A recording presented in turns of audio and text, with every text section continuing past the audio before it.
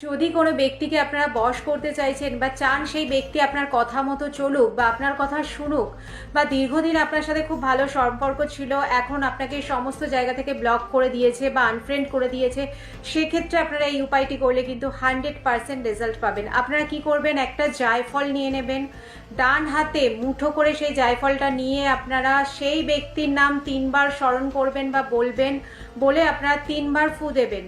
তারপরে এই মন্ত্রটি উচ্চারণ করবেন 21 বার, ওম বশীকরণায় অমুকম ফট স্বাহা। এই মন্ত্রটি বলবেন 21 বার। পাঠ করা হয়ে গেলে, আর যখন পাঠ করবেন সেই ব্যক্তির মুখটা কিন্তু মনে মনে আপনারা স্মরণ করবেন। পাঠ করা হয়ে গেল, জায়ফলটা ভালো করে ঘিয়ে মাখিয়ে আপনারা একটা মাটির প্রদীপে নিয়ে জ্বালিয়ে দিন। যেই ছাইটা হলো সেটা আপনারা রেখেও দিতে পারেন।